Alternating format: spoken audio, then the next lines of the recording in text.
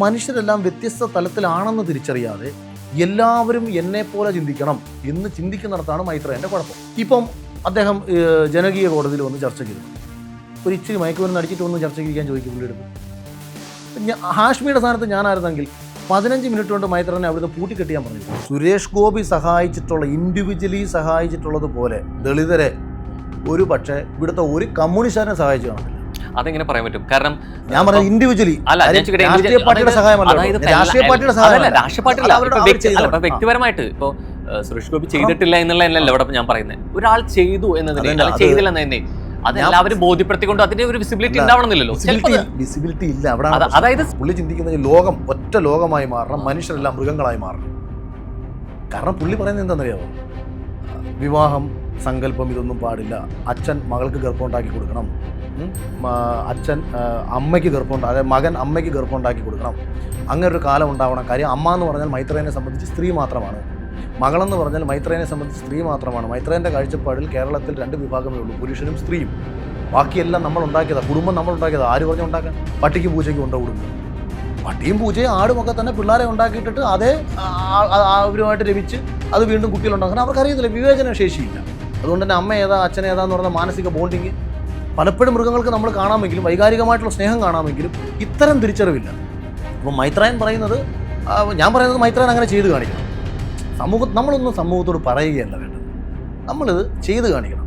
ആണും പെണ്ണുമാണ് ഈ സമൂഹത്തിലുള്ളതെങ്കിൽ ആ ആണും പെണ്ണും വന്ന കാഴ്ചപ്പാടിലൂടെ തന്നെ അദ്ദേഹത്തിന് അപ്പോൾ അവിടെ മകളില്ല, അദ്ദേഹത്തിന് അമ്മയില്ല, അങ്ങനെ സങ്കല്പ് കഴിയത് മനുഷ്യനുണ്ടാക്കിയതല്ലേ. കുടുംബം എന്ന് പറയുന്നത് ആരോ ഒരുത്തം ഉണ്ടാക്കി വെച്ചല്ലേ. എങ്കിൽ വഴിനീളം നടന്നങ്ങ് ഗർഭം ഉണ്ടാക്കി കൊടുത്താൽ പോലെ. ആണിനെ സംബന്ധിച്ച് എളുപ്പമുള്ള പരിപാടിയാണല്ലോ. മൈത്രേയൻ ഇപ്പോഴും ദൂരദർശനിലെ സീരിയലിൽ നിൽക്കുക. കാര്യം പുള്ളി പണ്ട് സീരിയലൊന്ന് കണ്ടു. അപ്പോൾ നോക്കിയപ്പോൾ കൃഷ്ണൻ വന്ന് ഇങ്ങനെ കയ്യിൽ നിന്ന് പ്രകാശമൊക്കെ വിട്ട് പാഞ്ചാലിക്ക് ഇതൊക്കെ കൊടുക്കുന്ന കണ്ടു. അങ്ങനെ ഒരു ദൈവത്തെ പുള്ളി കണ്ടിട്ടില്ല. മറ്റേ മലയൊക്കെ ഇങ്ങനെ ചുമന്ന് കൊണ്ട് നടക്കുന്ന കൃഷ്ണനെ, ശിവനെയൊക്കെ പുള്ളി കണ്ടത്. പുള്ളി, ഞാൻ പറയുന്നത് മൈത്രേയൻ ബാലരമയൊക്കെ വായിക്കുന്നത് നിർത്തി ഈ മറ്റേ ദൂരദർശൻ കാണൊക്കെ പഴയ ദൂരദർശനിൽ നിന്നൊക്കെ ഇനി പുറത്തേക്ക് ചാടി ഇപ്പുറത്ത് വരണം. അതിർത്തികളില്ലാത്ത ലോകത്തെ കുറിച്ച് പുള്ളി സ്വപ്നം കാണുന്നുണ്ട്. അപ്പം പുള്ളി അതിനകത്ത് പറയുന്നുണ്ട്, ഇവിടെ യുദ്ധങ്ങളെ, നമ്മുടെ തിരുവിതാംകൂർ ഒന്നിച്ചില്ലേ, മറ്റേത് ഒന്നിച്ചില്ലേ, കൊച്ചി ഒന്നിച്ചില്ലേ എന്നൊക്കെ പറയുന്നുണ്ട്. കൊച്ചി രാജ്യം കൊച്ചിയും അങ്ങോട്ടും ഇങ്ങോട്ടും യുദ്ധങ്ങൾ ഉണ്ടായിട്ടില്ലേ. ഇവിടെ നിന്ന് പഞ്ചാബ് വരെയുള്ള ആയിരക്കണക്കിന് യുദ്ധങ്ങൾ ഉണ്ടാവേണ്ട യുദ്ധങ്ങളില്ലാതെ എന്നുള്ളതാണ് പുള്ളിയുടെ വീട്ടിൽ മധുരം. ലോകത്ത് അതിർത്തികളൊക്കെ ഇല്ലാതാവണം, പക്ഷേ സ്വന്തം വീട്ടിൽ മധുരം ഇട്ട് വയ്ക്കും. ഈ ഇപ്പം വേടൻ്റെ ഈ കാര്യങ്ങൾക്കെതിരെ ഞാൻ സംസാരിച്ച് തുടങ്ങാനുള്ള പ്രധാന കാര്യം, ഞാൻ അനുകൂലിച്ച ഒരാളാണ് വേടനെ. അനുകൂലിച്ചതിൽ നിന്ന് മാറി വേടൻ വൃത്തികെട്ട രാഷ്ട്രീയം, സമൂഹത്തിൽ ഭിന്നിപ്പുണ്ടാക്കുന്ന രാഷ്ട്രീയം, മനുഷ്യരെ തമ്മിലടിപ്പിക്കുന്ന ഭിന്നിപ്പിക്കുന്ന രാഷ്ട്രീയം പറയാൻ വേണ്ടിയിട്ട് ഉപയോഗിച്ചത് ജാതിയുടെ വാക്കുകളായിരുന്നെങ്കിൽ, അത്തരത്തില് പരാമർശിക്കുന്നുണ്ടെങ്കിൽ അവിടെ ഒരു പക്ഷഭേദം കാണിക്കുന്നുണ്ട് അഖിൽ മാരാർ. ഇപ്പൊ അത്തരത്തിൽ ഇപ്പൊ ജാതിയുമായിട്ട് ബന്ധപ്പെട്ട വേടന്റെ വാക്കുകളാണ് അഖിൽ മാരാറിനെ ചൊടിപ്പിച്ചതെങ്കിൽ, അത്തരത്തിൽ ജാതീയമായിട്ടുള്ള വാക്കുകൾ മുൻപ് ഉണ്ടായപ്പോ പലരോടും, ഇപ്പൊ കൃത്യമായി പറഞ്ഞാൽ സുരേഷ് ഗോപി പറഞ്ഞൊരു കാര്യമുണ്ട് അല്ലേ, എനിക്ക് അടുത്തൊരു ജന്മത്തിനെങ്കിലും ബ്രാഹ്മണായിട്ട് ജനിക്കണം എന്നുള്ളത്. അത് മേൽശാന്തിയുമായി ബന്ധപ്പെട്ട് ഉള്ള ഒരു ആഗ്രഹത്തിന്റെ പേരിൽ പറഞ്ഞൊരു പരാമർശം കൂടിയാണ്. എന്തുകൊണ്ട് ഇത്തരം പരാമർശങ്ങളെ തീർച്ചയായിട്ട് അഖിൽ മാരാറിനെ ചൊടിപ്പിച്ചില്ല? ഞാനെന്താ, ഇപ്പൊ ഒരാൾക്ക് അങ്ങനെ ഒരു ആഗ്രഹം ഉണ്ടെന്നുണ്ടെങ്കിൽ അയാൾ സമൂഹത്തിൽ എന്തെങ്കിലും പ്രശ്നം ഉണ്ടാക്കുന്നു. ഇപ്പം ഞാൻ പറയുകയാണ്, എനിക്ക് അടുത്ത ജന്മത്തിൽ ഇന്നൊരാളായിട്ട് ജനിക്കണം, അതെന്റെ, ഞാൻ പട്ടിയായിട്ട് ജനിക്കണം എന്നുള്ളതാണ് എൻ്റെ ആഗ്രഹം. അപ്പൊ ഞാൻ ഇവിടുത്തെ മനുഷ്യന്മാരെ മൊത്തം കളിയാക്കി പട്ടിയായിട്ട് ജനിക്കണമെന്ന് അയാൾ പറഞ്ഞതുകൊണ്ട് വല്ല കാര്യമുണ്ട്? എന്റെ ആഗ്രഹമാണത്. അതെന്തോ മഹത്തരമാണ്, അങ്ങനെ നമുക്ക് എതിർക്കാം. അതായത് അത് എപ്പോഴാ ആ പറയുന്ന വാക്കുകൾ കംപ്ലീറ്റ് ആവുന്നത് എപ്പോഴാണ്? അത് ചെയ്യുന്നതിനെ അത്രത്തോളം മഹത്തരമായി കണ്ടതുകൊണ്ട് കൂടിയാണ് പറയുന്നത്. കാണാൻ പറ്റില്ല. ഞാൻ പറഞ്ഞുതരാം. അതായത് അത് ആ വ്യക്തിയുടെ ഇഷ്ടമാണ്. അതേസമയം ആ വ്യക്തി ഇങ്ങനെ പറയുകയാണ്, ഇവിടെ ബ്രാഹ്മണന്മാരെന്ന് പറഞ്ഞാൽ എന്തോ വലിയ മഹത്തരമായിട്ടുള്ള ആൾക്കാരാണ്, താഴെത്തട്ടിലുള്ളതെല്ലാം വെറും തെണ്ടികളാണ് എന്ന് പറഞ്ഞാൽ ഓടിച്ചിട്ടടിക്കാം. അതേസമയം ഒരാൾ ആഗ്രഹിക്കുകയാണ്, എനിക്ക് ക്ഷേത്രത്തിൽ പൂജിക്കണം, നിലവിൽ അങ്ങനെ പൂജിക്കാനുള്ള അവകാശമുള്ളത് കൂടുതലും കണ്ടിട്ടുള്ളത്, അല്ലാത്തൊരു ഇഷ്ടം പോലെ ഉണ്ട് കേട്ടോ. ഇപ്പൊ അങ്ങനെ അതായത് ആ വാക്കുകളിൽ പ്രിവിലേജ് കൃത്യമായിട്ട് എടുത്തു പറയുമ്പോഴും അത് വ്യക്തി താല്പര്യമാണ് എന്നുള്ളത് മാറ്റി നിർത്താൻ അഖിൽ മാരാർക്ക് സാധിക്കുന്നുണ്ടെങ്കിൽ, ഒരുവൻ അവനവന്റെ കുലത്തിൽ ജനിച്ചതിന്റെ പേരിൽ നേരിടേണ്ടി വന്നുള്ള പല അവസ്ഥകള് തന്റെ പാട്ടായി അല്ലെങ്കിൽ വരികളിലൂടെ പറഞ്ഞത് കൃത്യമായിട്ട് നിഷേധിക്കാനും കഴിയുന്നത് ഒരു ഇരട്ടത്താപ്പല്ലേ ശരിക്കും? അല്ല, അദ്ദേഹം എഴുതാം, ഒരു കുഴപ്പമുള്ള കാര്യമല്ലല്ലോ. ഇപ്പം ഞാൻ പറഞ്ഞത് അതാണ്. ഞാൻ അന്ന് മണിച്ചേട്ടൻ്റെ കാര്യം ഞാൻ പറഞ്ഞത്, അരവിന്ദ് ചെയ്യാനുള്ള മെയിൻ കാര്യം അതാണ്. ഇപ്പം രോഹൻ കണ്ട കാഴ്ചകളിൽ രോഹൻ അനുഭവിക്കേണ്ടി വന്ന ബുദ്ധിമുട്ടുകളൊക്കെ രോഹന് പാടാം, രോഹന് സിനിമ ചെയ്യാം. കലാകാരൻ എന്ന നിലയിൽ അദ്ദേഹം പറയാൻ ആഗ്രഹിക്കുന്ന കാര്യങ്ങൾ തൻ്റെ കഥ എഴുത്തിലൂടെ പറയുന്നു, വേറൊരാൾ പാട്ടിലൂടെ പറയുന്നു. പക്ഷേ ഇത് പറഞ്ഞു വെച്ചതിന് ശേഷം മറ്റൊരു വിഭാഗത്തിൻ്റെ ഇടയിലോ ഈ വിഭാഗത്തിൻ്റെ ഇടയിലോ പ്രശ്നങ്ങൾ ഉണ്ടാക്കുന്ന രീതിയിൽ സംസാരിക്കുകയും അങ്ങനെ സംസാരിക്കുമ്പോൾ സമൂഹത്തിൽ അതിൻ്റെ പേരിൽ ജാതീയമായൊരു ഭിന്നിപ്പ് സൃഷ്ടിക്കപ്പെടുകയും ചെയ്യുമ്പോൾ അതിലൂടെ കാശ് തോനെ ഉണ്ടാക്കിയെടുത്താൽ, അല്ലെങ്കിൽ ആ സമുദായത്തിൽ നിന്ന് ഒരു വ്യക്തി രക്ഷപ്പെട്ടാൽ, ഇപ്പം എൻ്റെ ലക്ഷ്യവും രോഹിൻ്റെ ലക്ഷ്യവും സപ്പോസ് ദളിത് സമൂഹത്തെ ഉയർത്തിക്കൊണ്ടുവരിക. നമ്മൾ ഇവിടെ സംസാരിക്കുന്നത് ഏറ്റവും വലിയ കോമഡി 2025 സംസാരിക്കുന്നത്. ഇത് ഇവിടെ 57 EMSന്റെ കാലത്ത് അധികാരം തുടങ്ങി കമ്മ്യൂണിസ്റ്റുകാർ ദളിതരെ രക്ഷിക്കാൻ വേണ്ടി എന്ന് പറഞ്ഞ് ഇത്രയും കാലം കൊണ്ട് പ്രവർത്തിച്ചുകൊണ്ടിരിക്കുക. ഇപ്പോഴും വേണം പറയുന്നത് ഇവിടുത്തെ ദളിതരാരും രക്ഷപ്പെട്ടിട്ടില്ല, ഇവരെല്ലാം നിശബ്ദരാക്കപ്പെട്ടവരാണെന്നാണ്. ഇനി ഒരു കാര്യം കൂടെ ഞാൻ രോഹനോട് ചോദിക്കട്ടെ. 2000 രോഹിത് വേമൂല എന്ന് പറയുന്ന ദളിത് ചെറുപ്പക്കാരനെ കോളേജിൽ വെച്ചിട്ട് കൊല ചെയ്തു, ആത്മഹത്യ ചെയ്തു. പക്ഷേ കൊലപാതകമാണെന്ന് തന്നെ നമുക്ക് പറയാം. വേടൻ സംസാരിച്ചിട്ടുണ്ടോ എനിക്കറിയത്തില്ല കേട്ടോ, അറിയാമെങ്കിൽ അറിയാമെന്ന് പറയണം, ഇല്ലെങ്കിൽ നമുക്ക് രണ്ടുപേർക്ക് അറിയത്തില്ല. മധുമായി ബന്ധപ്പെട്ട് കേരളത്തിൽ കഴിഞ്ഞ 6-8 വർഷത്തിനിടയിൽ ഏതാണ്ട് 135ഓളം ആദിവാസി കുട്ടികൾ ഭക്ഷണം കിട്ടാത്തതിൻ്റെ പേരിൽ, ഈ പോഷകാഹാരക്കുറവിൻ്റെ പേരിൽ അട്ടപ്പാടിയിൽ മരിച്ചിട്ടുണ്ട്. ദളിതർക്ക് വേണ്ടി വാദിക്കുന്ന, ദളിതർക്ക് വേണ്ടി ശബ്ദം ഉയർത്തും. വേടൻ ഇത് ചെയ്യണമെന്നല്ല ഞാൻ പറഞ്ഞത്. ഇതിലിവിടെ വേറെ കേസുണ്ട്. ഇതിപ്പോ പറഞ്ഞു വന്ന് അതുപോലെ പോലീസ് സ്റ്റേഷൻ വേടൻ ഒരു പൊതുപ്രവർത്തകനോ അല്ലെങ്കിൽ ഒരു രാഷ്ട്രീയ നേതാവോ കാര്യമോ ഇവർക്ക് വേണ്ടിയിട്ട് അതല്ല വേടന്റെ വളർച്ച ഉണ്ടാക്കിയതും അത്തരത്തിലല്ല. ഞാൻ അത് തന്നെയാണ് വേടൻ ആദ്യമേ കണ്ടത്. ഇപ്പൊ റാപ്പ് സിംഗർ ആയിട്ടെന്നുള്ള രീതിയിലേക്കും അതിന് വളർച്ച സംഭവിച്ചു. അങ്ങനെയാണ് ഈ കഞ്ചാവാണെങ്കിലും MDMA ആണെങ്കിലും. ഇപ്പൊ എന്തിനും ഇത്രത്തോളം നിരോധിക്കണമെന്ന് പറയുമ്പോൾ ഇപ്പോൾ സജീവ ചർച്ചകൾ സജീവമായിട്ടുള്ള അല്ലെങ്കിൽ ചർച്ചകൾ സജീവമായിട്ടുള്ള വ്യക്തിയും കൂടിയാണ് മൈത്രൻ. മൈത്രൻ പറഞ്ഞ കാര്യമുണ്ട്, ഇതിനെ പൂർണ്ണമായി നിരോധിക്കുകയല്ല വേണ്ടത്, ഇതിനെ ഒരു കൺട്രോൾ. അതിന് ഏറ്റവും രസകരമായിട്ടുള്ളൊരു താരതമ്യം ആൾ ഉപമ കൊടുത്തതെന്ന് വെച്ച് കഴിഞ്ഞാൽ, വണ്ടി ഓടിക്കാത്ത ഒരാൾക്ക് നമ്മൾ വണ്ടി ഓടിക്കരുതെന്നല്ലോ പറയണേ, ആൾ ഓടിക്കാൻ പഠിപ്പിക്കുകയാണല്ലോ ചെയ്യുന്നത്. അത് കൃത്യമായിട്ട് ഇതിനെ ഉപയോഗിക്കാൻ പഠിപ്പിക്കണം എന്നാണ് പറഞ്ഞത്. തെറ്റ് ഉപയോഗിക്കുന്നത് തെറ്റില്ല എന്നാണ് പറഞ്ഞത്. എന്ത് തോന്നി? പുള്ളിയുടെ ഏറ്റവും വലിയ പ്രശ്നം പുള്ളി ഒരു വിഡ്ഢിത്തരം പറയുന്നതിലല്ല, ഈ പറയുന്ന വിഡ്ഢിത്തരത്തിന് പുള്ളി കൊടുക്കുന്ന ഉപമയാണ് ഏറ്റവും വലിയ അപകടം. ഈ മൈത്രേയൻ്റെ ഒരു 50% കാര്യങ്ങളോട് ഞാൻ യോജിപ്പാട്ടോ. മൈത്രേയൻ പറയുന്ന പൊളിറ്റിക്സ് ഭയങ്കര ബോധതലത്തിൽ ഉയർന്ന പൊളിറ്റിക്സ് ആണ്. മൈത്രേയൻ ചില വിഷയങ്ങൾ മുന്നോട്ട് വയ്ക്കുന്നത് ബോധതലത്തിൽ ഉയർന്നവർക്ക് കൃത്യമായിട്ട് മനസ്സിലാക്കാൻ പറ്റും. ബോധതലത്തിൽ ഒരുപാട് ഉയർന്നവർക്ക്, ഞാൻ ബോധതലത്തിൽ അങ്ങ് ഉയർന്ന ആളെന്ന അർത്ഥത്തിലല്ല, ആ ചില പൊളിറ്റിക്കലി അയാൾ മുന്നോട്ട് വയ്ക്കുന്ന ആശയങ്ങളോട് എനിക്ക് യോജിപ്പുണ്ട്. പക്ഷേ അതോടൊപ്പം തന്നെ ഈ നാടിനെ ഇല്ലാതാക്കി തീർക്കുന്ന വിമുക്തമായ വിമുക്തമല്ല വിഷമുക്തമായ അപകടങ്ങൾ പുള്ളിയുടെ വാക്കുകളിലുണ്ട്. അതിലൊന്നാണ് അദ്ദേഹം ഈ മയക്കുമരുന്നുമായിട്ട് ബന്ധപ്പെട്ട കാര്യം പറഞ്ഞത്. കാരണം ഓരോ പ്രായത്തിലും തലച്ചോറിൻ്റെ വികാസവും ചിന്തകളുടെ ആഴവും പരപ്പുമൊക്കെ വ്യത്യാസപ്പെട്ടുകൊണ്ടേയിരിക്കും. രോഹൻ്റെ 15ാമത്തെ വയസ്സിൻ്റെ മാനസികാവസ്ഥയല്ലായിരിക്കും രോഹൻ 20 വയസ്സ് 25 വയസ്സിലെത്തുമ്പോൾ.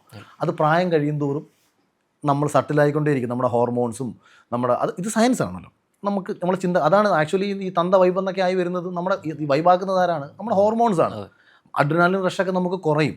അപ്പോൾ സ്വാഭാവികമായിട്ടും നമ്മൾ ഒന്ന് സെറ്റിലാവും ബോഡി. അപ്പോൾ നമുക്ക് പല ആഘോഷങ്ങളൊക്കെ സത്യത്തിൽ സൃഷ്ടിക്കുന്നത് ഹോർമോൺസ് ആണ്. അപ്പോൾ അതുകൊണ്ട് മനുഷ്യരെല്ലാം വ്യത്യസ്ത തലത്തിലാണെന്ന് തിരിച്ചറിയാതെ എല്ലാവരും എന്നെ പോലെ ചിന്തിക്കണം എന്ന് ചിന്തിക്കുന്നിടത്താണ് മൈത്രേയൻ്റെ കുഴപ്പം. ഇപ്പം അദ്ദേഹം ജനകീയ കോടതിയിൽ വന്ന് ചർച്ചയ്ക്കിരുന്നു. ഒരു ഇച്ചിരി മയക്കുമരുന്ന് അടിച്ചിട്ട് വന്ന് ചർച്ചയ്ക്ക് ഇരിക്കാൻ ചോദിക്കും പുള്ളിയെടുത്ത്. ഇപ്പം ഹാഷ്മിയുടെ സ്ഥാനത്ത് ഞാനായിരുന്നെങ്കിൽ 15 മിനിറ്റ് കൊണ്ട് മൈത്രനെ അവിടുന്ന് പൂട്ടിക്കെട്ടിയാൻ പറഞ്ഞു വിട്ടാണ്. ഹാഷ്മിക്ക് കൗണ്ടർ സംസാരിക്കാൻ അറിയാത്തതിൽ പറ്റിയ പാളിച്ചയാണ്. H2SO എന്ന് പറയുന്നത് മറ്റേന്താ മയക്കുമരുന്ന് കെമിക്കലാണ്. MDMA കെമിക്കൽ അല്ലേ എന്ന് പറഞ്ഞപ്പോൾ പുള്ളി വെള്ളം കെമിക്കലല്ലേ, H2O കെമിക്കലല്ലേ. ഇത് കെമിക്കലാണ്. ഈ ലോകത്തുള്ള എല്ലാം കെമിക്കലാണ്. എല്ലാ ഓർഗാനിക് ബോണ്ടിങ്ങിലൂടെ ഉണ്ടാക്കപ്പെട്ടിട്ടുള്ള. പക്ഷേ അത് ഗുണമാണോ ദോഷമാണോ? ഇത് ശരീരത്തിലേക്ക് ചെല്ലുമ്പം ഇത് ഏത് രീതിയിൽ എഫക്റ്റ് ചെയ്യുന്നു? ഇതിൻ്റെ ആഫ്റ്റർ എഫക്റ്റ് എന്താണ്? വെള്ളം കുടിച്ചാൽ ഉണ്ടാകുന്ന ആഫ്റ്റർ എഫക്റ്റ് ആണോ MDMA കഴിച്ചാൽ ഉണ്ടാകുന്നത്? അതിനാണല്ലോ ഈ ക്ലിനിക്കൽ സ്റ്റഡീസും ലോക മരുന്ന് കമ്പനികളൊക്കെ ഈ മരുന്ന് കണ്ടുപിടിച്ചിട്ട് വർഷങ്ങളോളം ക്ലിനിക്കൽ ട്രയൽസ് നടത്തി, ക്ലിനിക്കൽ ട്രയൽസ് ചെയ്തതിന് ശേഷം ഗിനിപ്പന്നികളിൽ പരീക്ഷിച്ച്, മനുഷ്യരിൽ പരീക്ഷിച്ച്, അത് 3 വർഷമോ 5 വർഷമോ നിരീക്ഷിച്ച് ഇത് എങ്ങനെ ശരീരത്തിൽ പ്രതിപ്രവർത്തിക്കുന്നു തിരിച്ചറിഞ്ഞും വർഷങ്ങളുടെ റിസർച്ചിൻ്റെ അടിസ്ഥാനത്തിലാണ് ഇവിടെ ഒരു മരുന്ന് കമ്പനി ഒരു മരുന്ന് പോലും ഉണ്ടാക്കുന്നത്. അങ്ങനെ ഉണ്ടാക്കിയ മരുന്ന് ഇവിടുന്ന് പിൻവലിച്ചിട്ടുണ്ട്. ഒരു മരുന്നുണ്ടാക്കുന്നത് വർഷങ്ങളുടെ ക്ലിനിക്കൽ ട്രയലുകളും സ്റ്റഡികളും കഴിഞ്ഞിട്ടാണ്. അങ്ങനെ ഒരു മരുന്ന്, എത്രയോ മരുന്നുകൾ ഇവിടുന്ന് പിൻവലിച്ചു. നമ്മുടെ ശരീരത്തിന് ഇത് ദോഷകരമായി ബാധിക്കുന്നു. എത്രയോ മരുന്നുകൾ ഗൂഗിളിൽ അടിച്ചു നോക്കൂ, എത്രയോ മോളിക്യൂളുകൾ ഈ രാജ്യത്ത് നിന്ന് പിൻവലിച്ചു. അപ്പോൾ ഇത് ഉപയോഗിച്ചവൻ്റെ അവസ്ഥ. സയൻസിൻ്റെ പണിയായത്. സയൻസ് ഒരിക്കൽ ശരിയെന്ന് പറഞ്ഞത് കാലങ്ങൾക്ക് ഇപ്പുറം തെറ്റാന്ന് പറഞ്ഞു. അങ്ങനെ അത് പിൻവലിച്ചു. അപ്ഡേഷൻസ് നടക്കുന്ന സമയത്ത് തങ്ങൾ മുമ്പ് കൊണ്ടുവന്നതിനകത്ത് തെറ്റുകളുണ്ടെന്നും അതൊരു മനുഷ്യരാശിക്ക് ദോഷമുണ്ടെന്ന് പറഞ്ഞു. മറ്റേ ഇനി ഇയാളുടെ ഓരോ കാര്യം പറഞ്ഞാൽ ഞാൻ പറയാം കേട്ടോ, ഞാൻ മറന്നു പോയിട്ടുള്ളതാണ്. ഇങ്ങനെ കുറേ വിവരക്കേടുകൾ വെച്ച് കത്തിക്കുന്ന ഞാൻ കേട്ടിട്ടുണ്ട്. അതിർത്തികളില്ലാത്ത ലോകത്തെ കുറിച്ച് പുള്ളി സ്വപ്നം കാണുന്നുണ്ട്. അപ്പം പുള്ളി അതിനകത്ത് പറയുന്നുണ്ട് ഇവിടെ യുദ്ധങ്ങളെ നമ്മുടെ തിരുവിതാംകൂർ ഒന്നിച്ചില്ലേ, മറ്റേത് ഒന്നിച്ചില്ലേ, കൊച്ചി ഒന്നിച്ചില്ലേ എന്നൊക്കെ പറയുന്നുണ്ട്. കൊച്ചി രാജ്യം കൊച്ചിയും ഇവര് തമ്മിലൊക്കെ അങ്ങോട്ടും ഇങ്ങോട്ടും യുദ്ധങ്ങൾ ഉണ്ടായിട്ടില്ലേ. ഇവിടെ നിന്ന് പഞ്ചാബ് വരെയുള്ള ആയിരക്കണക്കിന് യുദ്ധങ്ങൾ ഉണ്ടാവേണ്ട യുദ്ധങ്ങളില്ലാതെ എന്നുള്ളതാണ് പറയുന്നത്. പുള്ളിയുടെ വീട്ടിൽ മതിലുണ്ട്. ലോകത്ത് അതിർത്തികളൊക്കെ ഇല്ലാതാവണം, പക്ഷെ സ്വന്തം വീട്ടിൽ മതിൽ കിട്ടി വയ്ക്കും. പോട്ടെ, ഞാൻ തമാശയായിട്ട് പറഞ്ഞതാ. ഈ അല്ല അപ്പൊ ഇത് ഈ നമ്മുടെ ഈ രാഷ്ട്രസങ്കല്പങ്ങളിൽ രാഷ്ട്രങ്ങൾക്ക് അതിർത്തി നിശ്ചയിക്കപ്പെട്ടിട്ടുള്ളത് എന്തിനാണെന്നും ഈ പുള്ളി ചിന്തിക്കുന്ന ലോകം ഒറ്റ ലോകമായി മാറണം, മനുഷ്യരെല്ലാം മൃഗങ്ങളായി മാറണം. കാരണം പുള്ളി പറയുന്നത് എന്താണെന്നറിയാമോ, വിവാഹം സങ്കല്പം ഇതൊന്നും പാടില്ല, അച്ഛൻ മകൾക്ക് ഗർഭം ഉണ്ടാക്കി കൊടുക്കണം, അച്ഛൻ അമ്മയ്ക്ക് ഗർഭം അതായത് മകൻ അമ്മയ്ക്ക് ഗർഭം ഉണ്ടാക്കി കൊടുക്കണം, അങ്ങനെ ഒരു കാലം ഉണ്ടാവണം. കാര്യം അമ്മ എന്ന് പറഞ്ഞാൽ മൈത്രേയനെ സംബന്ധിച്ച് സ്ത്രീ മാത്രമാണ്, മകളെന്ന് പറഞ്ഞാൽ മൈത്രേയനെ സംബന്ധിച്ച് സ്ത്രീ മാത്രമാണ്. മൈത്രേയൻ്റെ കാഴ്ചപ്പാടിൽ കേരളത്തിൽ 2 വിഭാഗമേ ഉള്ളൂ, പുരുഷനും സ്ത്രീയും. ബാക്കിയെല്ലാം നമ്മൾ ഉണ്ടാക്കിയതാണ്, കുടുംബം നമ്മൾ ഉണ്ടാക്കിയതാണ്. ആര് പറഞ്ഞു ഉണ്ടാക്കാൻ? പട്ടിക്കും പൂച്ചയ്ക്കും ഉണ്ടോ കുടുംബം? പട്ടിയും പൂച്ചയും ആടുമൊക്കെ തന്നെ പിള്ളേരെ ഉണ്ടാക്കിയിട്ടിട്ട് അതേ അവരുമായിട്ട് രമിച്ച് അത് വീണ്ടും കുട്ടികളുണ്ടാക്കാൻ അവർക്കറിയത്തില്ല, വിവേചന ശേഷിയില്ല. അതുകൊണ്ട് തന്നെ അമ്മ ഏതാ അച്ഛൻ ഏതാന്ന് പറയുന്ന മാനസിക ബോണ്ടിങ് പലപ്പോഴും മൃഗങ്ങൾക്ക് നമ്മൾ കാണാമെങ്കിലും വൈകാരികമായിട്ടുള്ള സ്നേഹം കാണാമെങ്കിലും ഇത്തരം തിരിച്ചറിവില്ല. അപ്പോൾ മൈത്രേയൻ പറയുന്നത്, ഞാൻ പറയുന്നത് മൈത്രേയൻ അങ്ങനെ ചെയ്ത് കാണിക്കണം. നമ്മളൊന്നും സമൂഹത്തോട് പറയുകയല്ല വേണ്ടത്, നമ്മളിത് ചെയ്ത് കാണിക്കണം.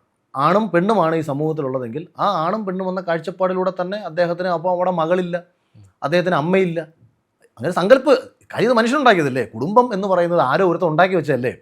അല്ലെങ്കിൽ വഴിനീള നടന്നങ്ങ് ഗർഭം ഉണ്ടാക്കി കൊടുത്താൽ പോരെ. ആണിനെ സംബന്ധിച്ച് എളുപ്പമുള്ള പരിപാടിയാണെന്നുള്ളത്. അപ്പോൾ ഇതിങ്ങനെ ചെയ്ത് നടക്കുന്ന ഒരു വിശാലമായ ലോകം സൃഷ്ടിക്കപ്പെടണം എന്നൊക്കെ ആഗ്രഹിക്കുന്ന ഒരാളാണ് പുള്ളി. അത് നടക്കാത്തതിൻ്റെ ഫ്രസ്ട്രേഷനാണ് പുള്ളി ഈ ഇങ്ങനെ വന്നിരുന്നോട്ട് സംസാരിക്കുന്നത്. അത് കിട്ടിയ പുള്ളിക്ക് ഭയങ്കര ഹാപ്പി ആട്ടോ എനിക്ക് തോന്നുന്നത്. പിന്നെ അയാൾ പറഞ്ഞിട്ടുള്ളത് ഇത്തരം ബന്ധങ്ങൾ എന്നുള്ള രീതിയിലേക്ക് അതിൽ ഇത്തരം ചങ്ങലകൾ ആവശ്യമില്ല. ഹാഷ്മി ചോദിച്ചപ്പോൾ പറയുന്നു, ഞാൻ വിശ്വാസമുള്ള ആളല്ല, വിവരമുള്ള ആളാണെന്ന്. ദൈവവിശ്വാസമുള്ള ആളല്ല എന്ന് പറഞ്ഞാൽ മനസ്സിലാക്കാം. വിശ്വാസമുള്ള ആളല്ലെന്ന് പറഞ്ഞാൽ ഇയാൾ എങ്ങനെ ഈ ഭൂമി ജീവിക്കും? ഒരുത്തൻ അയാളെ 500 രൂപ കടം മേടിച്ചുകൊണ്ട് പോയി, തിരിച്ചു തരുമെന്നുള്ളത് വിശ്വാസമല്ലേ ഉള്ളൂ. വിശ്വാസം എന്ന് പറയുന്നതും വിശ്വസിക്കണമെന്ന് ഞാൻ പറയുന്നത്. പക്ഷെ പറഞ്ഞത് ഞാൻ വിശ്വാസമേ ഇല്ലാത്ത ആളാണ്. വിശ്വാസമേ ഇല്ലാത്ത ആളാണ് വിവരമുള്ള. ഞാൻ വിവരമുള്ള ആളാണ്, വിശ്വാസം എനിക്കില്ല. രാത്രി കിടന്നുറങ്ങുമ്പോൾ ഈ പാമ്പ് പൊട്ടി വീഴത്തില്ലെന്നുള്ള വിശ്വാസത്തിൻ്റെ പുറത്ത് ആടി കിടന്നുറങ്ങുന്നത്. ഈ കിടക്കുന്ന ഫ്ലാറ്റ് ഇടിഞ്ഞു കൂത്തി വീഴത്തില്ലെന്ന് ഭൂകമ്പം, അതാ വിശ്വാസം. മുല്ലപ്പെരിയാർ പൊട്ടത്തില്ലെന്നുള്ള വിശ്വാസത്തിന്റെ പുറത്താണ് കേരളത്തിലെ ആൾക്കാർ കഴിയുന്നത്. അല്ല സയന്റിഫിക്കലി പലതും പ്രൂവ് ചെയ്തിട്ടുണ്ട്. ഇനിയിപ്പോൾ ദൈവവിശ്വാസമാണെങ്കിൽ യഥാർത്ഥ അപ്പം നമ്മൾ എന്താ ചെയ്യേണ്ടത്? ദൈവവിശ്വാസത്തെക്കുറിച്ച് ആക്ഷേപിക്കുകയോ ദൈവത്തെ എന്ന് പറയുന്ന കാഴ്ചപ്പാടിനെ പരിഹസിക്കുകയോ അല്ല. മൈത്രേയൻ ഇപ്പോഴും ദൂരദർശനിലെ സീരിയലിൽ നിൽക്കുക. കാര്യം പുള്ളി പണ്ട് സീരിയലിൽ നിന്ന് കണ്ടു.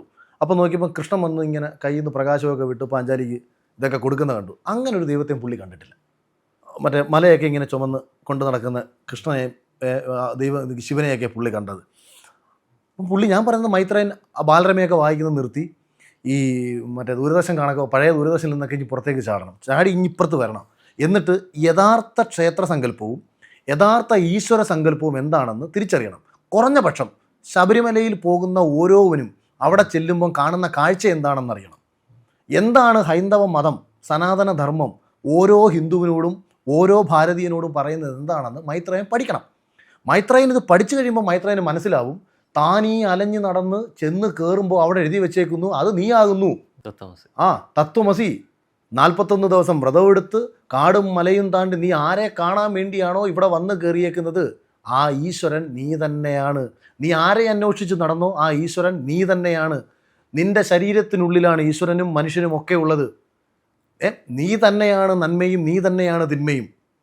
ഈ തിരിച്ചറിവുണ്ടാകണമെങ്കിൽ സമയമെടുക്കും. അവിടാണ് നമ്മൾ കുട്ടിക്കാലത്ത് തൊട്ട് നമ്മൾ പഠിപ്പിച്ച് വന്ന് പതിയെ പതിയെ പതിയെ പതിയെ ഈ ബോധതലത്തിലേക്ക് നമ്മൾ ഒരുവനെ എത്തിക്കുകയാണ് വേണ്ടത്. ക്ഷേത്രം നിർമ്മിക്കപ്പെട്ടിട്ടുള്ളത് മനുഷ്യ ശരീരത്തിൻ്റെ പ്രമാണാകൃതിയിലാണെന്ന് ഞാൻ പല ഇൻ്റർവ്യൂകളിലും പറഞ്ഞിട്ടുണ്ട്. ഒരു ക്ഷേത്രമെന്ന് പറഞ്ഞാൽ തന്നെ മനുഷ്യ ശരീരമാണ്. നീ അകത്തേക്ക് കയറി ചെല്ലുന്നത് നിൻ്റെ തന്നെ ശരീരത്തിനുള്ളിലേക്കാണ്. അടിസ്ഥാനപരമായി ഒരുവനെ സ്വയം തിരിച്ചറിയാൻ, അവൻ ആത്മവിശ്വാസം ഉണ്ടാക്കാൻ, അവന് വേണ്ടി സൃഷ്ടിക്കപ്പെട്ടിട്ടുള്ള ഈശ്വര സങ്കല്പങ്ങളല്ലാതെ ഒരു ദൈവം വന്നിരുന്ന് പ്രകാശം വിട്ടോ, ദൈവം വന്നിരുന്നിട്ട് അത്ഭുത, അതുകൊണ്ടാണ് പുള്ളി ചോദിക്കുന്നത് ഈ ദൈവം എവിടെ പോയെന്ന്. ദൈവത്തിൻ്റെ പണി സുനാമി വന്നവരെ രക്ഷിക്കുക എന്നുള്ളതല്ല. ഇപ്പോൾ രോഹന് മുന്നോട്ട് പോകണം, രോഹന് മാനസികമായിട്ട് കരുത്തില്ല, രോഹന് ഡൗൺ ആയിരിക്കുന്ന സമയത്ത് രോഹൻ്റെ സ്വയം ഒരു തോന്നൽ രോഹനിലേക്ക് സൃഷ്ടിക്കപ്പെടുകയാണ്. ഞാൻ അധികം ക്ഷേത്രങ്ങളിൽ പോകുന്ന ഒരാളല്ല. പക്ഷെ ആ തോന്നലുകൾ ഒരു തരത്തിലുള്ള വിശ്വാസം നമ്മളന്നേരം എന്താ പഠിപ്പിച്ചു കൊടുക്കേണ്ടത്? ദൈവത്തെ പരിഹസിക്കുകയല്ല, എന്താണ് യഥാർത്ഥ ഈശ്വര സങ്കല്പമെന്ന് ഓരോ മനുഷ്യനും നമ്മൾ പഠിപ്പിച്ചു കൊടുക്കണം. ഇപ്പൊ നേരത്തെ പറഞ്ഞ പോലെ ഈ തോന്നലുകളിൽ പോലും ഇത്തരം വിശ്വാസങ്ങളിലൂടെ തന്നെയല്ല നമ്മൾ നയിക്കുന്നത് അല്ലെ. ഇപ്പൊ ഒരാൾ നേരത്തെ പറഞ്ഞൊരു ആപത്ഘട്ടത്തിൽ രക്ഷിക്കുന്ന ദൈവം. ഇപ്പൊ ചുരുക്കം പറഞ്ഞാൽ ഏറ്റവും അടുത്ത് നമ്മൾ കണ്ട ഇതാണ് അഹമ്മദാബാദ് അല്ലെ, അതിൽ പോലും ഒരാളാണ് രക്ഷപ്പെട്ടെ. അതിൽ വരെ പറഞ്ഞ ദൈവത്തിന്റെ കരം എന്നാണ് അല്ലെ. അപ്പൊ പറഞ്ഞൊരു കാര്യമുണ്ട്, യുക്തിവാദികളും മൈത്രേയും തിരിച്ചു ചോദിക്കും, 241 പേരെ കൊന്നിട്ട് ഒരുത്തനെ രക്ഷപ്പെടുത്തിയ ദൈവം എന്തൊരു മര്യാദ കെട്ട ദൈവം അവിടെയെന്ന്. അങ്ങനെ ഒരു ദൈവം ഇല്ല എന്ന് നിങ്ങൾ വിശ്വസിക്കൂ. ഇവിടെ ആരെയും രക്ഷിക്കാൻ ഒരു ദൈവവും വരത്തില്ല. അവനവരുടെ തോന്നലുള്ള കർമ്മം. ഇപ്പൊ വിശ്വാസത്തിന്റെ നമുക്ക് ഇത്രേ ഓപ്ഷൻ ഉള്ളൂ. നീ നിന്റെ കർമ്മം ചെയ്യുക, ചെയ്യാൻ പറ്റുന്നത് പരമാവധി ചെയ്യുക. കാറ്റായി, മഴയായി, മനുഷ്യരായി, മൃഗങ്ങളായി, മറ്റെന്തെങ്കിലും രൂപത്തിൽ നിന്നെ സഹായിക്കാൻ ആരെങ്കിലുമൊക്കെ എവിടെങ്കിലും വരുന്നതായി നിനക്ക് തന്നെ തോന്നി തുടങ്ങും. ഇപ്പം ഞാനോ നീയോ പറയുന്ന ഒരു കാര്യം കേട്ടിട്ട് തെറ്റിദ്ധരിക്കപ്പെട്ടിട്ട് ഒരു സമൂഹം മോശമായി മാറാൻ പാടില്ല. ഇപ്പം മൈത്രേയൻ പറയുന്നു MDMA ലളിതവൽക്കരിച്ച് ഇവിടെ ധാരാളം കൊണ്ടുവന്ന് എല്ലാവരും ഉപയോഗിക്കാൻ ശീലിപ്പിച്ച് അതിൻ്റെ ശരിതെറ്റുകളെ പറഞ്ഞ് മനസ്സിലാക്കി കൊടുക്കണം എന്നാണ് പറയുന്നത്. അത് തെറ്റിദ്ധരിക്കുന്ന, അല്ലെങ്കിൽ അയാൾ പറഞ്ഞതിൻ്റെ അർത്ഥം മനസ്സിലാകാതെ തെറ്റിദ്ധരിക്കപ്പെടുന്ന ഒരു വലിയ തലമുറ ഇത് ഉപയോഗിച്ചാൽ വലിയ അപകടങ്ങളുണ്ടാകും. അതിന് പുള്ളി അതിർത്തിയിൽ പട്ടാളക്കാർ കൊല്ലുന്നില്ലെന്നൊക്കെയാണ് ചോദിക്കുന്നത്. ഇതൊക്കെ അതാ ഞാൻ പറഞ്ഞു, ഇയാളെ ഉപമയാണ് ഒരു രക്ഷയില്ലാത്തത്. സ്റ്റേറ്റ്മെന്റിനേക്കാൾ ഒരു ഉപമയാണ് പറയുന്നതല്ല പ്രശ്നം. ഒരു രാജ്യത്തിൻ്റെ അതിർത്തി കാക്കാൻ നിൽക്കുന്ന ഒരു സൈനികൻ ഈ രാജ്യത്തെ ജനങ്ങൾക്ക് വേണ്ടിയിട്ട് തൻ്റെ ജീവൻ വെടിയുന്നതും നമ്മുടെ ജനതയുടെ സംരക്ഷണത്തിന് വേണ്ടിയിട്ട് അവനവിടെ മറ്റൊരാളെ കൊല്ലുന്നതും ഇവിടെ MDMA അടിച്ചിട്ട് അമ്മയും സഹോദരനെയും വെട്ടിക്കൊല്ലുന്നതിനെയും ഇയാളിരുന്ന് താരതമ്യം ചെയ്യുകയാണ്. എന്നിട്ട് അയാൾ ഇപ്പോഴത്തെ ദൈവവിശ്വാസത്തിൻ്റെ കാര്യങ്ങൾ എതിർക്കുന്നു. എൻ്റെ അറിവിൽ ഒരു സപ്താഹം കേട്ടിട്ട്, അല്ലെങ്കിൽ ഒരു നവാഹം കേട്ടിട്ട്, അല്ലെങ്കിൽ ഒരു ആത്മീയ ക്ലാസ് കേട്ടിട്ട്, ആ ക്ലാസ് കേട്ടിട്ട് തിരിച്ചിറങ്ങി വന്ന് ഒരുത്തനും ആരെയും കൊന്നിട്ടുമില്ല, മോശകരമായി ഒന്നും ചെയ്തിട്ടുമില്ല. അതിലൂടെ, ആ പ്രവൃത്തിയിലൂടെ അവരുടെ പർട്ടിക്കുലർ ക്ലാസ് കേട്ടിട്ട്, ക്ലാസ് കേട്ടവരല്ല, ക്ലാസ് നടത്തുന്ന മതപണ്ഡിതന്മാരെ നടക്കുന്ന ഒരു നാട്ടിലൂടെ നമ്മൾ ജീവിക്കുന്നത്. ആ വ്യക്തി ചെയ്യുന്നില്ലെന്നല്ല ഞാൻ പറഞ്ഞത്. ആ വ്യക്തി പറയുന്ന കാര്യങ്ങൾ കേട്ടിട്ട് എന്നാൽ പിന്നെ അങ്ങനെ ചെയ്ത് കളയാം എന്ന് കരുതി സമൂഹത്തിന് ദോഷകരമാവുന്ന ഒരു പണിയും ചെയ്യത്തില്ല. അതുകൊണ്ട് ദോഷകരമല്ലാത്തൊരു പരിപാടി ഒരു ക്ഷേത്രത്തിൽ നടക്കുന്നെങ്കിൽ അത് അവിടെ നടന്നോട്ടെ. അല്ല, നമ്മളിപ്പോ കേട്ടതിനെയോ പഠിച്ചതിനെയോ അല്ലാത്ത രീതിയിലല്ല. അപ്പൊ അങ്ങനെ ആയിരുന്നെങ്കിൽ ഇപ്പൊ ബൈബിളും ഖുറാനും ഭഗവത്ഗീതയും വായിച്ചവരാരും തെറ്റ് ചെയ്യാൻ പോകുന്നില്ല അല്ലെ. അപ്പൊ അത്തരത്തില് ഇപ്പൊ നമ്മൾ എന്തിനു വായിച്ചു, എന്ത് പഠിച്ചു എന്നുള്ളത് ഒരാളെ തെറ്റിലേക്ക് നയിക്കില്ല നമുക്ക് ഒരു ഇതിലും പറയാൻ പറ്റില്ല. ഇപ്പൊ ഈ മതപണ്ഡിതന്മാരാണെന്നുണ്ടെങ്കിലും, അല്ലെങ്കിൽ ഇപ്പൊ ഈ ബൈബിളും ഖുറാനും ഭഗവത്ഗീതയും വായിച്ചവരാരാണെന്നുണ്ടെങ്കിൽ പോലും ഇതൊക്കെ ചെയ്യുന്നതിന്റെ ഭാഗമായിട്ട് പോകുന്നതാണ്. അപ്പൊ അത് ഉൾക്കൊള്ളുക, അല്ലെങ്കിൽ ഉൾക്കൊള്ളാൻ ഇപ്പം നമ്മുടെ ഖുറാനിലും ബൈബിളിലും അല്ലെങ്കിൽ ഗീതയിലും ഒക്കെ എഴുതി വെച്ചിട്ടുള്ള കാര്യങ്ങൾ ഒരുപാട് തെറ്റുകളുണ്ട്. അപ്പം ചിലരുടെ മൈൻഡ് സെറ്റ് എന്ന് പറഞ്ഞാൽ അതിനകത്തുള്ള നെഗറ്റീവിനെ മാത്രം ചുരണ്ടിയെടുക്കുക. അങ്ങനെ ചുരണ്ടിയെടുക്കാൻ നോക്കുന്നതിന് ഖുറാൻ ഒരു മോശം പുസ്തകവും ഭഗവത്ഗീത ഒരു മോശം ഗ്രന്ഥമൊക്കെ ആയിട്ട് തോന്നും. ഇതിനകത്ത് പറഞ്ഞേക്കുന്ന മഹത്തരമായ കാര്യങ്ങൾ, മനുഷ്യരാശിക്ക് ഗുണകരമായിട്ടുള്ള നിരവധി കാര്യങ്ങൾ ഇതിനകത്ത് പറഞ്ഞിട്ടുള്ളൂ. ഇവനത് താല്പര്യമില്ല. ഇപ്പോൾ യുക്തിവാദികളുടെ മെയിൻ പണി എന്ന് പറഞ്ഞാൽ ഇതിനകത്ത് നെഗറ്റീവായിട്ട് എന്തൊക്കെയുണ്ട് അതെല്ലാം ചുരണ്ടും. കാര്യം അവൻ സമൂഹത്തോട് പറയാൻ ആഗ്രഹിക്കുന്ന കാര്യങ്ങളാണ് ഈ പുസ്തകത്തിലുള്ളതെന്നാണ് അവന് പറയേണ്ടത്. അപ്പോൾ അവനെന്ത് ചെയ്യും? ഇതിനകത്ത് എവിടൊക്കെ മോശം പോയിന്റുകളുണ്ടോ ആ മോശം പോയിന്റുകളെ മുഴുവൻ അടർത്തിയെടുത്തിട്ട് ഇതാണ് ഈ പുസ്തകം എന്നവൻ വരുത്തി തീർക്കും. ഇപ്പം അഖിൽ മാരാർ എന്ന് പറയുന്ന എന്നെക്കുറിച്ച് മോശം പറയണമെങ്കിൽ എൻ്റെ ഏറ്റവും മോശം കാര്യങ്ങൾ മാത്രം എടുത്ത് സ്പ്രെഡ് ചെയ്തുകൊണ്ടിരുന്നാൽ മതി. ഞാൻ പറയുന്ന നല്ലത് മുഴുവനെ മായ്ച്ച് അപ്പം ഇതാണ് ഞാനെന്ന് വേറൊരാളുടെ മുമ്പിലേക്ക് എത്തിക്കാൻ പറ്റും. അതാണ് ഇവരുടെ ഉദ്ദേശവും. അങ്ങനെ ഈ പറഞ്ഞാണെങ്കിൽ ഇപ്പോൾ ഈ മൈത്രേയനൊക്കെ ചെയ്യുന്ന ഏറ്റവും വലിയ ക്രൂരതയാണ് അവിടെയാണ്. അതിന് പുള്ളി പറയുന്നത് കേട്ട് കൈയടിക്കുന്ന പിള്ളേർക്ക് ഒന്നും മനസ്സിലാവുന്നില്ല. അവർ വിചാരിക്കുന്നത് ഇതൊന്നും ഒരു കുഴപ്പമുള്ള കാര്യമല്ലെന്നാണ്. MDMA കഞ്ചാവും ഒക്കെ അടിച്ച് നമുക്ക് തോന്നി നമുക്ക് ജീവിക്കാം. ഇപ്പോൾ പണ്ടാണെന്നുണ്ടെങ്കിൽ ഇപ്പോൾ രണ്ട് രീതിയിലേക്ക്, ഇപ്പോൾ സുപ്രസിദ്ധിയും അല്ലെങ്കിൽ കുപ്രസിദ്ധി എന്നുള്ള രീതിയിൽ രണ്ട് രീതിയിലേക്ക് പറഞ്ഞു. രണ്ടിനെ വ്യാഖ്യാനങ്ങളിൽ ഭയങ്കര വ്യത്യാസപ്പെട്ട് കിടന്നിരുന്നു. സോഷ്യൽ മീഡിയയുടെ കാലത്ത് കുറച്ചുകൂടി സജീവമാവുന്ന സമയത്ത് എങ്ങനെയും റീച്ച് ഉണ്ടാക്കാൻ ഇപ്പോൾ കോണ്ടന്റ് മേക്ക് ചെയ്യാൻ എങ്ങനെയും പറ്റും എന്നുള്ളതാണ് അല്ലെ. ഒരാൾ ഇപ്പോൾ ഒന്നും വേണ്ട, ഒരാൾ പറഞ്ഞൊരു സ്റ്റേറ്റ്മെന്റ് എടുത്തിട്ട് പറഞ്ഞാലും മതി. അത്തരത്തിൽ പല അഭിപ്രായ വ്യത്യാസവും കാണാറുണ്ട്. എങ്ങനെയാണ് ശരിക്കും അഖിൽ മാരാർ സോഷ്യൽ മീഡിയ പ്ലാറ്റ്ഫോമിനെ ഉപയോഗിക്കുന്നത്? എങ്ങനെ അത്തരത്തില്? ഞാൻ എൻ്റെ നാളിതുവരെ ഞാനൊരു പൊതുസമൂഹവുമായി ബന്ധപ്പെട്ട വിഷയങ്ങൾ പറയുകയല്ലാതെ ഞാൻ എൻ്റെ സോഷ്യൽ മീഡിയ പ്ലാറ്റ്ഫോമിലായിക്കോട്ടെ, അല്ലാതെ ഞാൻ പുറത്തു കൊടുത്തിട്ടുള്ള കണ്ടന്റുകളായിക്കോട്ടെ, സമൂഹവിരുദ്ധത്തിന് അരോചകമെന്ന് തോന്നുന്ന ഒന്നും ഞാൻ നാളിതുവരെ ചെയ്തിട്ടില്ല. പക്ഷേ ഇപ്പം ഒരുപാട് പുതിയ ആൾക്കാർ അരോചകം, അതായത് ഈ വീഡിയോ കാണുമ്പോൾ എന്നെ എതിർക്കുന്നവർ ഒരുപാട് പേരുണ്ട്. ഇവരാരും ഞാനെന്ന് പറയുന്ന വ്യക്തിയല്ല എതിർക്കുന്നത്, എൻ്റെ ആ പർട്ടിക്കുലർ സ്റ്റേറ്റ്മെൻറ്റുകളെയാണ് എതിർക്കുന്നത്. പൊളിറ്റിക്കൽ സ്റ്റേറ്റ്മെൻറ്റ് ഞാനല്ല, മോഹൻലാൽ പറഞ്ഞാലും എതിർക്കും, മമ്മൂട്ടി പറഞ്ഞാലും എതിർക്കും. മനുഷ്യൻ ആർക്കും ആരോടും സ്നേഹം ഉണ്ടാകത്തില്ല. കാര്യം അവൻ്റെ രാഷ്ട്രീയ ആശയവുമായിട്ട് ചേർന്ന് നിൽക്കാത്ത ഒരാശയം അവൻ ഇഷ്ടപ്പെടുന്ന ആര് പറഞ്ഞാലും അവൻ എതിർക്കും. അവൻ ലാലേട്ടൻ്റെ സിനിമകൾ കണ്ട് കൈയടിക്കും, ലാലേട്ടൻ രാഷ്ട്രീയം പറഞ്ഞാൽ അവൻ എതിർക്കും. അപ്പം എനിക്ക് വരുന്ന എതിർപ്പുകൾ രാഷ്ട്രീയമായിട്ടുള്ള എതിർപ്പുകളാണ്. ഇപ്പൊ ഈ പറഞ്ഞൊരു വാക്കുകൾ തന്നെ വരികൾ എടുക്കണം. ഇപ്പൊ ലാലേട്ടൻ സിനിമകൾ കണ്ട കൈയടിക്കും, രാഷ്ട്രീയം പറഞ്ഞാൽ എതിർക്കും എന്ന് പറഞ്ഞ പോലെ ഒരു കലാകാരനെ സംബന്ധിച്ചിടത്തോളം അവൻ എന്താണ് കലാസൃഷ്ടി അതിനെ ആസ്വദിക്കുന്നതിന് അപ്പുറത്തേക്ക് വ്യക്തി രാഷ്ട്രീയത്തിലേക്ക് കടക്കേണ്ടതുണ്ട്. ശരിക്കും അങ്ങനല്ല, സിനിമയിൽ കലയിലൂടെ അവന് രാഷ്ട്രീയം പറയാം. ആ രാഷ്ട്രീയം പോലും സമൂഹത്തിൽ ഉണ്ടാക്കുന്ന ദൂരവ്യാപ ഫലങ്ങളെക്കുറിച്ച് ബോധവാൻ കൂടി ആയിരിക്കണം. അല്ല, ഈ കലയിലൂടെ രാഷ്ട്രീയം പറയാന്നുള്ളതല്ല എൻ്റെ ചോദ്യം. ഇത്രേ ഉള്ളൂ. ഇപ്പോൾ അയൽമാരൻ എന്നുള്ളൊരു ആക്ടറായിട്ട് നിലകൊള്ളുന്ന ഒരാളാണെങ്കിൽ, എല്ലാവർക്കും ഇഷ്ടപ്പെടുന്ന ഒരു ആക്ടറായിട്ട് നിലനിൽക്കുന്ന ഒരാളാണെങ്കിൽ, അയൽമാറിൻ്റെ കലയെ അതിന് വിമർശിക്കാം, ഇഷ്ടപ്പെടാം, അല്ലേ? അത് ഓരോരുത്തരുടെ വ്യക്തി താല്പര്യമാണ്. പക്ഷെ അയൽമാരാറിന്റെ വ്യക്തി രാഷ്ട്രീയത്തെ ഈ പറയുന്ന ആസ്വാദകരെ ചോദ്യം ചെയ്യേണ്ടതുണ്ടോ എന്നാണ് ഞാൻ ചോദിക്കുന്നത്. ഒരിക്കലുമില്ല. ഞാൻ എന്തുകൊണ്ടാണ് ഇങ്ങനെ പറയുന്നതറിയോ, എല്ലാവരും ഇങ്ങനെ പറയാൻ വേണ്ടിയിട്ടുള്ളൊരു ധൈര്യമാണ് ആക്ച്വലി ഞാൻ കൊടുക്കുന്നത്. പക്ഷേ എന്താ ഇതെല്ലാവരും പറയാത്തത്, അവർക്ക് നഷ്ടങ്ങൾ ഉണ്ടാവും എന്നുള്ള ഭയം കൊണ്ടാണ്. ഒരു കാലഘട്ടത്തിൽ കമ്മ്യൂണിസ്റ്റ് പാർട്ടിയെ അനുകൂലിച്ച് എതിർത്ത് വരുന്ന സിനിമകൾ വിജയിക്കത്തതേ ഇല്ലായിരുന്നു. അതുകൊണ്ടാണ് മെക്സിക്കൻ അപാരത പോലും സത്യത്തെ മറച്ചു വെച്ച് തിരിച്ചെഴുതിയത്. കമ്മ്യൂണിസ്റ്റ് പാർട്ടി അനുകൂലിച്ച് എഴുതുന്ന സിനിമകളെല്ലാം ഭയങ്കര വിജയമുള്ള കാര്യം എന്താ, അത്രയും അസഹിഷ്ണുക്കളാണ് ഇവർക്ക് ഉൾക്കൊള്ളാനേ പറ്റത്തില്ല വിമർശനം. ഇപ്പം രഞ്ജി പണിക്കർ സാറൊക്കെ എന്നോട് പറഞ്ഞിട്ടുണ്ട്, കരുണാകരനെയൊക്കെ അദ്ദേഹം വളരെ മോശമായി വിമർശിച്ച് എഴുതിയിട്ട് കരുണാകരൻ്റെ ഒപ്പം പോരുന്ന സിനിമ കണ്ടിട്ടുണ്ട്. അത് കരുണാകരന് പറ്റും, കോൺഗ്രസ്സുകാർക്കിടയിൽ പറ്റും, ഇപ്പുറത്ത് പറ്റത്തില്ല. ആ കാര്യം നഷ്ടങ്ങളുണ്ടാവും, ഇവനെ സിനിമയിൽ നിന്ന് ഇല്ലാതാക്കും. കലാകാരന്മാർക്ക് ഒരു ഗുണമുണ്ടല്ലോ, ഇവർക്ക് ജനങ്ങളെ ഒന്നടങ്കം സ്വാധീനിക്കാൻ പറ്റും. അപ്പോൾ അങ്ങനെ സ്വാധീനിക്കാൻ പറ്റുന്ന ആൾക്കാർക്ക് രാഷ്ട്രീയം സംസാരിച്ചു തുടങ്ങി കഴിഞ്ഞാൽ പാർട്ടിക്ക് പേടിയാവും. കാരണം ഇവൻ മറ്റവനെ സ്വാധീനിച്ച് പണി കിട്ടുമോ നമുക്ക്? അല്ല, ജഗദീശ്വരൻ തന്നെ പറഞ്ഞൊരു കാര്യം, എനിക്ക് വ്യക്തി രാഷ്ട്രീയം ഉണ്ടായിരുന്നു, ഞാൻ രാഷ്ട്രീയ പാർട്ടിയുടെ ഭാഗമായിരുന്നു, ഞാൻ പിന്നീട് പൂർണ്ണമായിട്ട് അത് ഉപേക്ഷിക്കാൻ കാരണം ഇത് തന്നെയാണ്. എവിടേക്കോ കലാകാരൻ നിഷ്പക്ഷമായിട്ട് നിൽക്കണം. സമയത്ത് ഹൈബീഡൻ ഇതേപോലെ മഹാരാഷ്ട്രയിൽ നിന്ന് കോൺഗ്രസിലെ ഒരു MP ആയിട്ട് മത്സരിച്ച് പരാജയപ്പെട്ടു പോയ പുള്ളി ഇന്ന് BJPയുടെ MP ആണ്. അപ്പം സംസാരിച്ച സമയത്ത് അദ്ദേഹം എന്നോട് പറഞ്ഞിട്ടുള്ള ഒരു കാര്യമാണ്, അദ്ദേഹത്തിന് വന്ന് മത്സരിച്ച് കഴിഞ്ഞാൽ സിനിമകളില്ലാതായി. പിന്നെ കാലങ്ങളിപ്പുറം കഴിഞ്ഞു പോയപ്പോൾ കോൺഗ്രസിൽ നിന്ന് അദ്ദേഹത്തിന് പ്രയോജനങ്ങളൊന്നുമില്ല, അദ്ദേഹത്തിൻ്റെ സിനിമയും അവസാനിച്ചു, രാഷ്ട്രീയ ഭാവി ഇല്ലാതായി. അങ്ങനെ അദ്ദേഹം BJPയിലേക്ക് പോകാൻ നിർബന്ധിതനായി നിലനിൽപ്പിന് വേണ്ടിയിട്ട് എന്നിങ്ങനെ പറഞ്ഞൊരു കാര്യത്തെപ്പറ്റി പറഞ്ഞു. ചിലർക്ക് നിലനിൽപ്പ് ഒരു പ്രധാനപ്പെട്ട ഘടകമാണ്. മലയാളം ഇപ്പോൾ സംസാരങ്ങളിലെ, സംവാദങ്ങളിലെ അല്ലെങ്കിൽ ഇത്തരത്തിലുള്ള വിമർശനങ്ങൾ ഞാൻ ആദ്യം ശ്രദ്ധിക്കപ്പെടുന്നത്, ഒരുപക്ഷെ ബിഗ് ബോസിന് മുമ്പ് ശ്രദ്ധിക്കപ്പെടുന്നത് ഉണ്ണിമുകുന്ദൻ സീക്രട്ട് ഏജന്റ് വിഷയത്തിലെ ചാനൽ ചെന്ന് വന്ന ഒരു സംസാരത്തെ കുറിച്ചാണ്, സിനിമ റിവ്യൂവിനെ കുറിച്ച് സംസാരിക്കുമ്പോഴായിരുന്നു. ഒരു പക്ഷേ കഴിഞ്ഞ കാലഘട്ടമായിട്ട് സിനിമയെക്കുറിച്ച് സംസാരിക്കുമ്പോൾ എപ്പോഴും നമ്മൾ ഒപ്പം കൂട്ടിച്ചേർത്ത് വയ്ക്കുന്ന ഒരു കാര്യം കൂടിയാണ് സിനിമ റിവ്യൂവറിനെ പറ്റിയിട്ട്, അല്ലെങ്കിൽ റിവ്യൂ ചെയ്യുന്ന സമ്പ്രദായത്തിനെ പറ്റി. ഇപ്പോൾ വനിതാ വിനോദമൊക്കെയുള്ള സ്ഥലമൊക്കെ അതിന് ഏറ്റവും കൂടുതൽ അല്ലേ സമയമായിട്ട് മാറിയിട്ടുണ്ട്. റിവ്യൂ എന്ന് പറയരുത് റോഹൻ, ഇത് റിവ്യൂ എന്ന് പറയരുത്, കോപ്രായമെന്നോ അഭിപ്രായമെന്നോ പറയുകയായിരിക്കും നല്ലത്. ഇന്ന് കേരളത്തിൽ ഒരു റിവ്യൂവർ ഉണ്ടോ? അതിൽ ശരിക്കും സിനിമയുടെ റിവ്യൂ ഇപ്പൊ സിനിമയുടെ റിവ്യൂ ആണ് നടക്കുന്നത്. അതല്ലെങ്കിൽ ഒരു ദിവസം അല്ലെങ്കിൽ ഒരു നൂറുകണക്കിന് ക്യാമറകളും ചാനലുകളും വന്ന് നിൽക്കുന്ന ഒരു സ്ഥലത്ത് ഒരു ചെലവില്ലാതെ അവനവൻ്റെ പ്രൊഫൈൽ മേക്ക് ചെയ്യാനോ അല്ലെങ്കിൽ അവനവനെ നാലാളിലേക്ക് അറിയിക്കുന്ന രീതിയിലേക്ക് എത്തിക്കാനുള്ള ഒരു മാർഗ്ഗമായിട്ട് കൂടിയാണോ അത് കാണുന്നത്? എങ്ങനെയാണ് തോന്നുന്നത് റിവ്യൂവറായിട്ട്? ഞാനിത് പറഞ്ഞപ്പോഴാണ് പല ആൾക്കാരും തെറ്റിദ്ധരിക്കപ്പെട്ടിട്ടുള്ള ബിഗ് ബോസിൽ പോകുന്നതിന് മുമ്പ് ബിഗ് ബോസിൽ പോകുന്നതിനേക്കാളും നല്ലത് ലുലുമാളിൽ പോയി തുണി പൊക്കി കാണിക്കുന്നതല്ലേ എന്ന് ഞാൻ പറഞ്ഞത്. എൻ്റെ കാര്യമല്ല ഞാൻ പറഞ്ഞത്. എന്ത് വിവരക്കേടുകളും എന്ത് കോമാളിത്തരങ്ങളും കാണിച്ച് ശ്രദ്ധ കിട്ടാൻ നടക്കുന്ന ഒരു വിഭാഗം ആൾക്കാർ ഇന്നലകളിൽ ബിഗ് ബോസിലും പോയിട്ടുണ്ട്, ഈ പുറത്തും സോഷ്യൽ മീഡിയയിൽ ഇത് കാണിച്ചിട്ടുണ്ട്. അപ്പോൾ എന്നോട് ആരോ ഒരാൾ അന്ന് ചോദിച്ചപ്പോൾ ഞാനിത് ഇപ്പം ഈ വനിതാ വിനിതയിൽ വന്നിട്ട് കോമാളിത്തരങ്ങൾ കാണിച്ചിട്ട് ശ്രദ്ധ ഉണ്ടാക്കാൻ നടക്കുന്ന ആൾക്കാരുണ്ട്.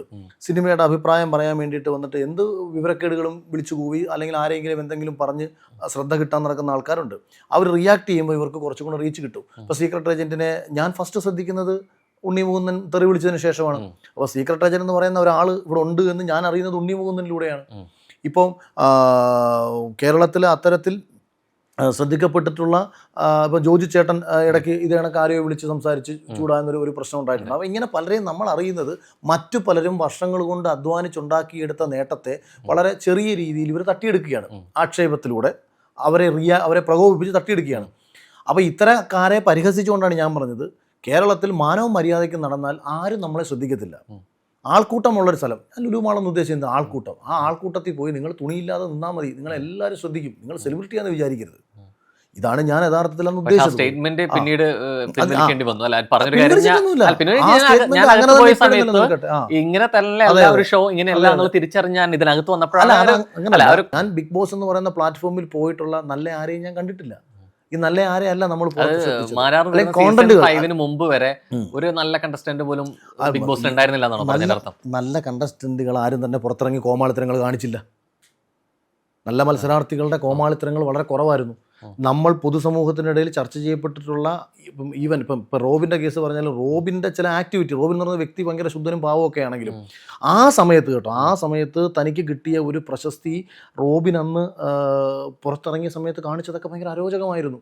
കോളേജുകളിൽ പോയി കിടന്ന് നടത്തിയ അലറി വിളികളും പിന്നീട് അയാൾക്ക് തന്നെ തോന്നിയല്ലോ അയാൾ കാണിച്ചതെല്ലാം വളരെ മോശമായിരുന്നു.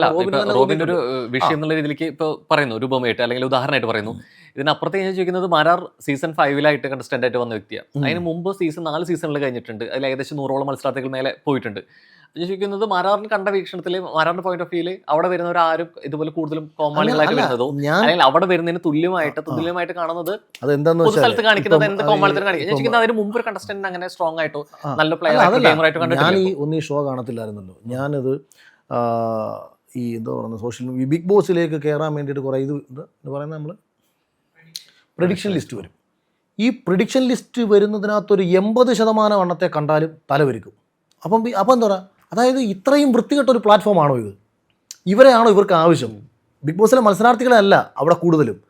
ബിഗ് ബോസിൽ കയറാൻ ചിലപ്പം കുറച്ചുകൂടി യോഗ്യത വേണമായിരിക്കും. പക്ഷേ ബിഗ് ബോസിൽ കയറാനുള്ള യോഗ്യതയാണ് ഇന്നത് എന്ന് കാണിച്ച് നടക്കുന്ന എന്ത് വിവരക്കേടുകളും എന്ത് പോക്കൃത്തരങ്ങളും എന്ത് തെമ്മാടിത്തരങ്ങളും കാണിച്ചായാലും എനിക്കുള്ള അഭയസ്ഥാനമാണ് ബിഗ് ബോസ് എന്ന് കരുതി ഈ പറയുന്ന സമൂഹത്തിൽ കുറേ വിവരക്കേടുകൾ കാണിക്കുന്ന ആൾക്കാരെയാണ് നമ്മൾ പലപ്പോഴും പ്രെഡിക്ഷൻ ലിസ്റ്റിൽ കണ്ടുകൊണ്ടിരിക്കുന്നത്.